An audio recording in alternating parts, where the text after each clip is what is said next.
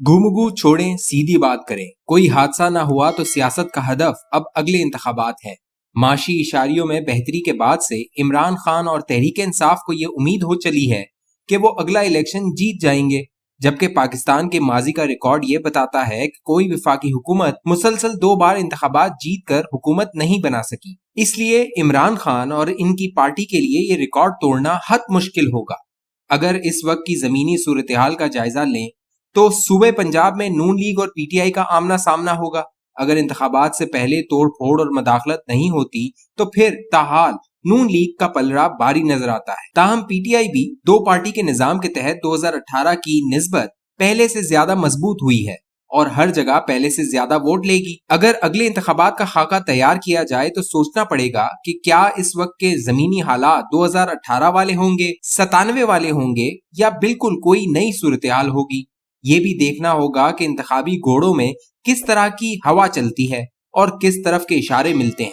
साफ बात है कि अगर तो नून लीग को बारी नहीं मिलनी तो अगले इंतखाबात से पहले नून लीग के अंदर दड़ेबंदियां वाजे करने की कोशिश की जाएगी, और अगर पीटीआई को दोबारा बारी नहीं देनी तो फिर पीटीआई के अंदर से तरीन ग्रुप के बाद एक और बड़ा दरा रुनुमा होगा और बिला आखिर अपनी सिफें अलग कर लेगा। गोया इंतखाबात से पहले ही इंतखाबात का खाका इस वक्त तैयार होगा जब पार्टियों के अंदर तोड़ फोड़ शुरू होगी। हर इलेक्शन से पहले ये तोड़ फोड़ होती है, मगर इस बार इसमें ज्यादा जोर शोर का इम्कान है। सियासी जमातों की फॉल्ट लाइन का सबको इल्म है और इन फॉल्ट लाइंस को गहरा करके सियासी धड़ों में तब्दील करना मुश्किल नहीं होता। नून लीग में नवाज और शहबाज के नाम से मजम्मती और मसालियाती सोचें मौजूद हैं। अगर सोचों को गहरी नजर से देखें तो पार्लिमानी पार्टी का ज्यादा झुकाव नून की मसालियाती सियासत की तरफ है, जबकि नजरियाती कारकुनों और जमाती ओहदेदारों का झुकाव मजहमती सियासत की तरफ है। अगर तो फ्री फॉर ऑल सियासत होती है तो मरियम नवाज अवामी मकबूलियत के सहारे आसानी से गोल पर गोल कर देगी, लेकिन अगर कंट्रोल सियासत हुई तो फिर नून लीग पर कुरए फाल शहबाज शरीफ के नाम निकलेगा। तहरीक इंसाफ की फॉल्ट लाइंस भी बड़ी वाज़ेह हैं। तरीन ग्रुप का जायजा लिया जाए तो इसमें जुनूबी पंजाब और पिछले बेंचों पर बैठने वाले ज्यादा हैं। कहा जा रहा है कि तहरीक इंसाफ के अंदर भी बहुत बेचैनी है। अगरचा इस बार अरकान असेंबली को पहली बार तरक्याती फंड्स मिले हैं, लेकिन इसके बावजूद इनकी महरूमियों के शिकवे पार्लिमानी गैलरियों में बिखरे होते हैं। तहरीक इंसाफ अपने अक्सर इत्तेहादियों को भी राजी रखने में नाकाम है। खैबर पख्तूनख्वा में भी सब ठीक नहीं है।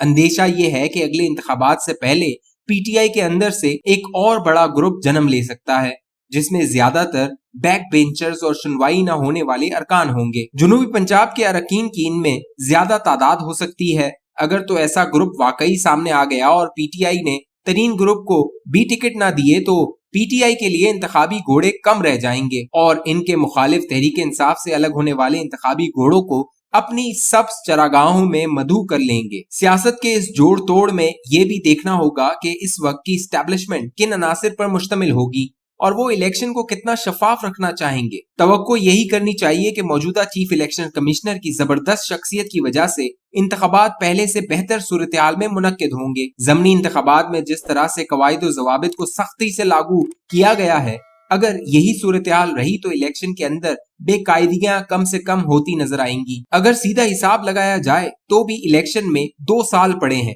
पाकिस्तानी सियासत को जानने वाले जानते हैं कि ये 2 साल भी बेकैफ नहीं गुजर सकते। पाकिस्तान में सियासत हादसात और वाकयात की मोहताज होती है।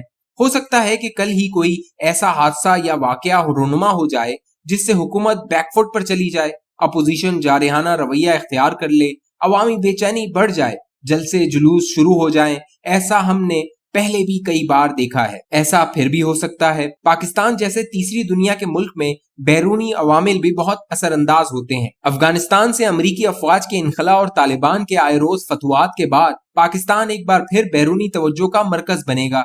पाकिस्तान अगर तालिबान की मदद नहीं भी करता और इसके बावजूद वो फतुहात हासिल करते हैं तो इल्जाम पाकिस्तान पर लगेगा। दूसरी तरफ अगर तालिबान पर ड्रोन हमले होते हैं, चाहे वो अफगानिस्तान में हो पाकिस्तान में, तो कई तालिबान की उंगलियां हमारी तरफ उठेंगी। पाकिस्तानी तालिबान तो पहले ही पाकिस्तान के खिलाफ धमाकों में मुलविस हैं। गर्ज ये कि पाकिस्तान आने वाले चंद बरसों में इंतहाई मुश्किल सूरत-ए-हाल में होगा। हम तस्लीम करें या ना करें, दुनिया को हम पर शक है कि हम अमेरिका और मगरबी दुनिया के साथ डबल गेम खेलते हैं। ہم ان سے امداد لیتے ہیں، بظاہر ان کے اتحادی بھی ہوتے ہیں، مگر اندر سے طالبان کی بھی مدد کرتے ہیں۔ موجودہ فوجی اور قومی قیادت اس بحران سے نکلنے کی سنجیدہ کوشش کر رہی ہے۔ اگر تو پاکستان دنیا کے توقعات کے مطابق چلا تو پاکستان کے معاملات میں مداخلت کا امکان کم ہے، لیکن اگر ہم پر ڈبل گیم کے الزامات لگے تو اگلے انتخابات پر دنیا بھر کی نظریں ہوں گی، اور شاید یہ دباؤ بھی ہوگا کہ انتخابات میں کسی قسم کی غیر سیاسی مداخلت نہ ہو۔ یہ بھی امکان موجود ہے کہ امریکہ ماضی کی طرح پاکستان کی سیاست میں پھر بھرپور دلچسپی کا اظہار کرے اور ماضی کی طرح انتخابات کے پروسیس کی نگرانی بھی کرے۔